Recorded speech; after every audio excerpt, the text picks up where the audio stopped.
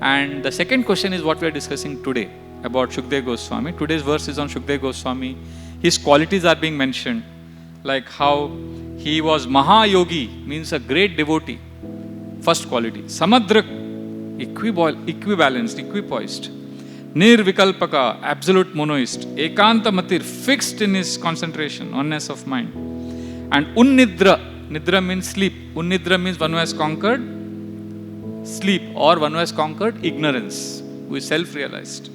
And Guda Muda Iveyate, he is keeping himself secret. He doesn't reveal, he is not showing off. He is self-effacing. Guda Muda Iveyate, he goes around like a fool, like an ignorant person, so that nobody can recognize that he is so self-realized. But he cannot hide himself because he will speak open. Prabhupada says a fool is undiscovered till he opens his mouth. Similarly, a wise man, a self-realized pure devotee may not open his mouth. But when he opens, people will realize he is pure devotee. So that's what happened with Shukdev Goswami. And, and the first line of the purport I was reading, it's very fascinating. Just listen to this first line. Srila Shukdev Goswami was a liberated soul. And thus, he remained always alert, not to be trapped by the illusory energy. Okay, Shukdev Goswami is liberated, and therefore he remained alert. Generally we think, oh, if he's liberated soul means you can ignore Maya. Now if a liberated soul is alert, how much more we have to be alert? It's amazing. So we have to deal with illusory energy 24/7. And to deal with the illusory energy, alertness is very, very important. There are three things needed when you are fighting a war.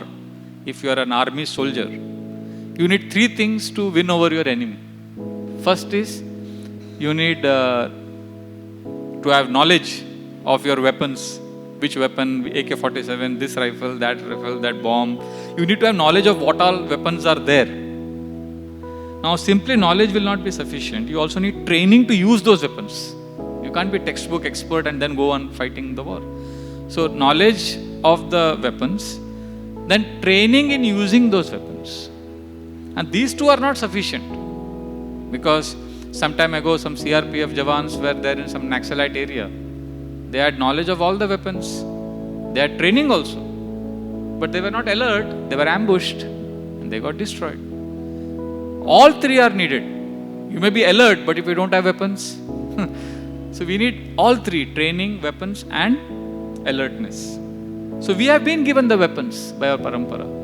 Srimad Bhagavatam, deity worship, so many things have been given. And we are also given training. We attend the classes, we feel sleepy, still we stand up, we hear.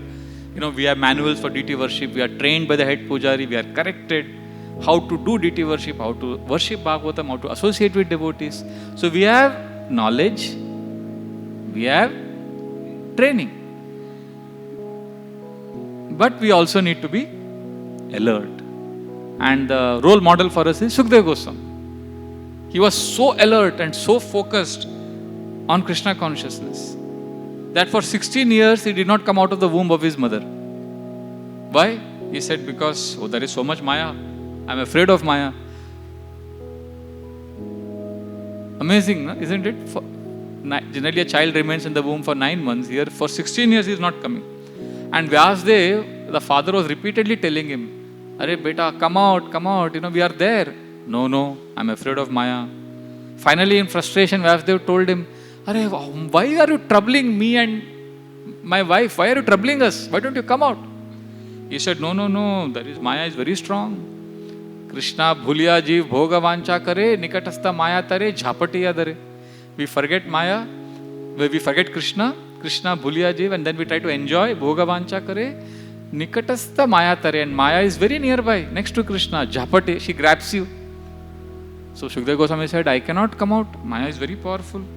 So then Vyasdev said, Arey beta, come out, I am there, I assure you, Maya will not harm you. So Shukdev Goswami said, who wants your assurance?